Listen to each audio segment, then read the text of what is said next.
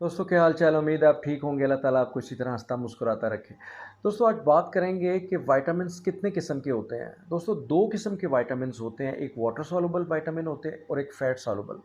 जो water soluble vitamins होते हैं वो हैं विटामिन सी और विटामिन बी। ये विटामिन्स अमूमन आपकी जो ग्रीन सब्जियां लीफी वेजिटेबल्स हैं उनमें पाया जाता है विटामिन बी। और विटामिन सी जो है, जो खटास वाले आपके फल हैं, फ्रूट हैं, जैसे किन्नू हो गया, संतरा हो गया और आपका लेमन हो गया, इसमें पाया जाता है।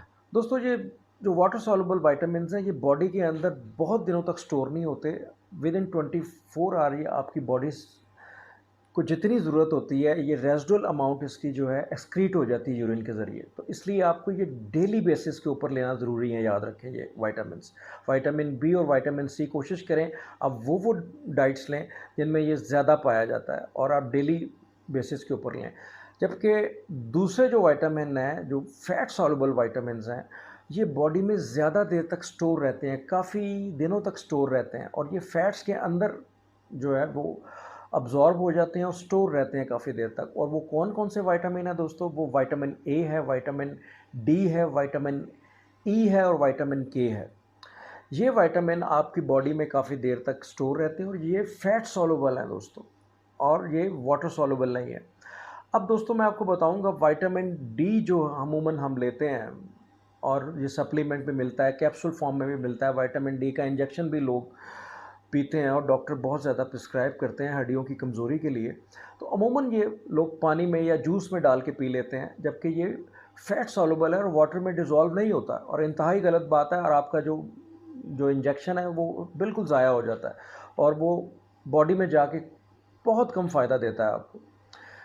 अगर जब भी आपने विटामिन डी का सप्लीमेंट कैप्सूल फॉर्म में या विटामिन डी का इंजेक्शन आपने पीना हो, तो कोशिश करें उस वक्त लें जब आप फैट्स आपने खाए हुए हों, आपने पराठा लिया हो, अंडा खाया हो, अंडे की जर्दी खाई हो, आपने नट्स खाए हों, ठीक है, जो आपने फैट्स वाली चीज़ें यानी खाई हों। पहले वक्तों में चूरी खाया करते थे देसी घी में लगा के। तो इस किस्म की चीज़ जब आप खाएंगे और उसके साथ ही आप ये इंजेक्शन या कैप्सूल आप खाने के साथ लेंगे, तो आप देखेंगे आपको बहुत जल्दी इसका फ़ायदा होगा और ये जाते ही आपकी बॉडी में स्टोर हो जाएगा। जो फैट्स ग्रैन्यूल्स हैं आपकी बॉडी में, वहाँ पे जाके स्टोर होगा और फिर उसके साथ ब्लड स्ट्रीम में दाखिल होता है, वह पूरी बॉडी को ये आपकी में शामिल हो जाएगा।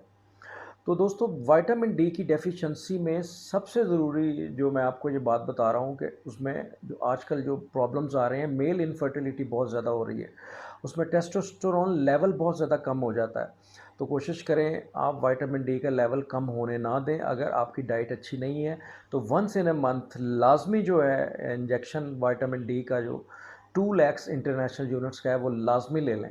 लेकिन फिर भी मैं आपको कहूँगा कोई भी सप्लीमेंट या कैप्सूल फॉर्म में या टैबलेट्स फॉर्म में विटामिन डी लेने से पहले अपने डॉक्टर को ज़रूर दिखाएं, उससे मशवरा करें, उससे एडवाइस लें। इसके अलावा दोस्तों जिन लोगों में विटामिन डी की डेफिशिएंसी होती है वो ओबेसिटी का शिकार हो जाते हैं, मोटापे का शिकार हो जाते हैं, वेट बहुत ज़्यादा बढ़ जाता है उनका। और विटामिन डी की डेफिशिएंसी जिसके अंदर होगी दोस्तों, उसके अंदर कैल्शियम अब्जॉर्ब नहीं होगा। और कैल्शियम आपको पता है हड्डियों की कमज़ोरी के लिए, ताकत के लिए बहुत ज़रूरी है।